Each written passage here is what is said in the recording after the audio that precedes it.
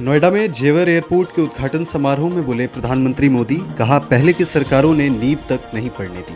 2004 से 2014 तक airport files में दबा रहा। सपा सरकार में इस पर काम नहीं होने दिया गया। एनडीए सरकार बनते ही नींव पड़ी, निर्माण हुआ, नोएडा को अंधविश्वास के कारण छोड़ दिया गया। पहले के सीएम नोएडा आने से डरते थे, मुझे भी डराने की कोशिश की गई थी। नोएडा में मुख्यमंत्री योगी आदित्यनाथ का बड़ा बयान, कांग्रेस सपा ने नकारापन किया। 2002 से 2017 तक यूपी ने जलालत झेली। सपा कांग्रेस ने यूपी का विकास रोका था। डबल इंजन सरकार में विकास की स्पीड तेज। सपा मुखिया अखिलेश यादव का बीजेपी पर अनोखा तंज, एक्स पर पोस्ट करते हुए लिखा, देखो भाजपा का भ्रष्ट प्रबंधन, 7 में से 6 नए एयरपोर्ट बंद। उत्तर प्रदेश के बाकी हवाई अड्डों का क्या हाल है, खास हटवाकर ये भी तो देख लिया जाए। भाजपा में अरबों का निर्माण सिर्फ अपनों को ठेके बांटकर कमाई को बांटने के लिए होता है। इन्हें न तो कोई हवाई अड्डा चलाना आता है, न उड़ान योजना में कोई हवाई जहाज उड़ाना आता है। इन्हें तो बस कमाना आता है। आजमगढ़ में मंत्री ओम प्रकाश राजभर का बयान, युद्ध से प्रभावित है तेल आपूर्ति, सरकार कर रही त्वरित प्रयास। अखिलेश यादव का चूल्हा ट्वीट भ्रामक, उनके ही घर में दर्जन भर सिलेंडर निकलेंगे। बड़े देश आपसी संघर्ष में उलझते हैं तो उसका असर अन्य देशों पर भी पड़ता है। यूपी सरकार में मंत्री जयवीर सिंह ने मुर्शिदाबाद हिंसा पर कहा, वहां की स्थिति बहुत दुखद है। ममता बनर्जी के राज में निरंकुशता और अराजकता है। वहां के हालात वैसे ही हैं जैसे 2017 से पहले उत्तर प्रदेश में थे। जब बीजेपी सरकार वहां सत्ता में आएगी तो वहां के हालात सुधरेंगे जैसे यहां हुए हैं। कांग्रेस नेता पवन खेड़ा ने कहा, सड़कों पर लोगों में घबराहट है, कमी है, शायद कृत्रिम कमी हो। अगर कोई समस्या नहीं है तो सिलेंडर की कालाबाजारी क्यों हो रही है? बहुत सारे होटल और ढाबों ने बहुत सी चीजें बनाना बंद कर दिया है क्योंकि उनके पास एलपीजी सप्लाई नहीं है। भाजपा नेता लॉकेट चटर्जी ने बीजेपी के घोषणा पत्र पर कहा, पश्चिम बंगाल के लोग चाहते हैं कि टीएमसी सरकार की 15 साल की एंटी इनकम्बेंसी पर एक रिपोर्ट कार्ड, एक चार्जशीट जारी हो। भ्रष्टाचार सबसे बड़ा मुद्दा है, यहाँ युवाओं को नौकरी नहीं मिल रही। तुष्टीकरण की राजनीति चल रही है, भत्ता देकर वोट लिए जा रहे हैं। देश आगे बढ़ रहा है लेकिन बंगाल पीछे जा रहा है। पश्चिम बंगाल से लोग पलायन कर रहे हैं। उन्होंने आगे कहा, दंगे की बात टीएमसी करती है, इससे पता चलता है कि वे तुष्टीकरण करते हैं और बार बार हिंदुओं के उत्सव के दौरान हिंसा करते हैं। भाजपा नेता दिनेश लाल यादव ने नोएडा अंतर्राष्ट्रीय एयरपोर्ट के उद्घाटन पर कहा, पूरे भारत के लिए गर्व का विषय है कि भारत के सबसे बड़े एयरपोर्ट का उद्घाटन प्रधानमंत्री ने किया है। समाजवादी पार्टी प्रमुख अखिलेश यादव के बयान पर उन्होंने कहा, सरकार जनता पर पूरी तरह ध्यान दे रही है। मुझे लगता है कि अखिलेश यादव को यह ध्यान रखना चाहिए कि जनता में कोई भ्रम न फैलाएं। ऐसे संकट के समय में हमारा देश कैसे सुरक्षित रहे, इस विषय में बात करें। आरजेडी सांसद मनोज झा ने कहा, संकट के समय देश में अलग अलग व्यवहार नहीं होते। जब हम शुरुआती दौर में चिंता जता रहे थे तो प्रधानमंत्री ने कई मौकों पर कहा था, विपक्ष गुमराह कर रहा है।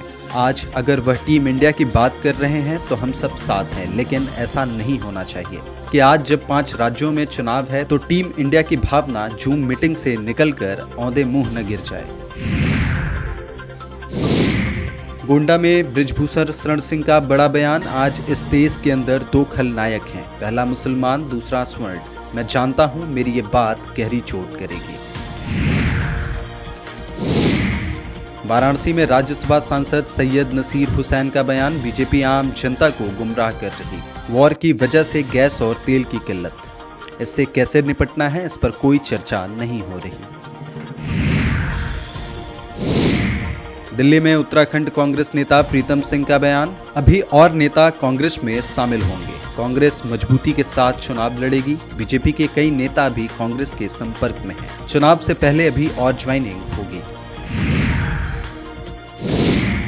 दिल्ली में पूर्व बीजेपी विधायक राम कुमार ठुकराल का बयान, उत्तराखंड में जनता दुखी है, मैंने रुद्रपुर में बीजेपी को मजबूत किया, कांग्रेस की सरकार उत्तराखंड में बनेगी, कांग्रेस टिकट देगी और जिताकर दिखाएगी।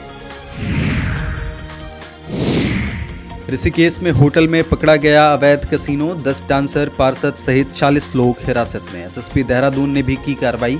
आईडीपीएल चौकी इंचार्ज को भी किया सस्पेंड। कुल 12 पुलिसकर्मियों को किया गया सस्पेंड। कैश, क्वाइन, ताश की गड्डियां बरामद। छापेमारी में शराब भी पुलिस को मिली। अशोक थापा कैसीनो का था मुख्य संचालक। श्यामपुर में होटल नवरंग में हुई थी कार्रवाई।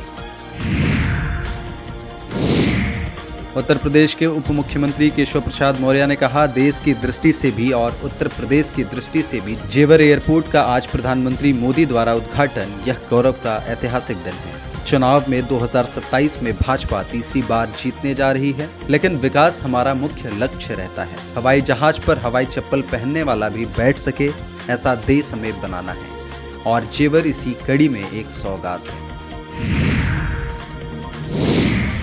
उत्तर प्रदेश के उप मुख्यमंत्री ब्रजेश पाठक ने कहा, आज भारतवर्ष को बहुत बड़ी सौगात प्रधानमंत्री मोदी के हाथों से मिलने वाली है। यह भारत का ही नहीं, एशिया का सबसे बड़ा हवाई अड्डा आज लोकार्पित हो रहा है।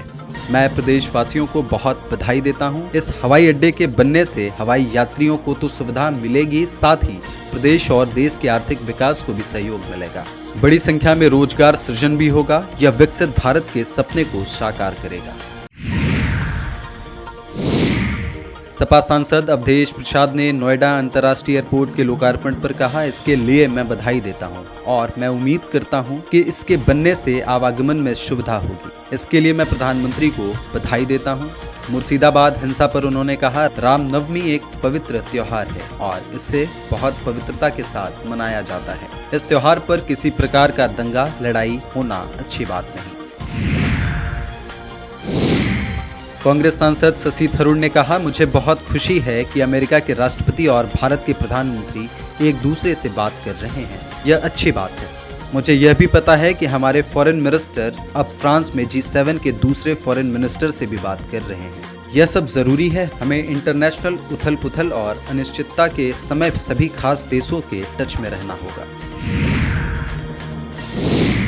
शहनवाज हुसैन ने सरकार द्वारा पेट्रोल और डीजल पर एक्साइज ड्यूटी घटाने पर कहा, अगर सरकार ने एक्साइज ड्यूटी कम न की होती तो पेट्रोल और डीजल के दाम बहुत बढ़ गए होते हैं। प्रधानमंत्री मोदी का धन्यवाद है। इस संकट में जब पूरे दुनिया में तेल, डीजल और गैस के दाम बढ़ रहे हैं, भारत में उसको नियंत्रित किया गया है। नहीं तो पड़ोसी देशों में देख लीजिए कितने दाम बढ़ चुके हैं। प्रधानमंत्री मोदी ने अपनी नीति से इस काम को किया है। शिवसेना नेता सायना एनसी ने पश्चिम एशिया संकट पर कहा, कोई भी आपदा में चुनौती जरूरी होती है, लेकिन चुनौती को कैसे मौके में बदल ले यह प्रधानमंत्री मोदी ने हमेशा दिखाया है। हम जरूर मानते हैं कि कच्चे तेल के दाम 15 से 20% जरूर बढ़े हैं। ऐसी परिस्थिति कोई भी जंग में होती है, लेकिन दिल्ली और दिल्ली की सरकार ने तेहरान के साथ इंगेजमेंट बरकरार रखा है। भारत सशक्त है और हमेशा रहेगा।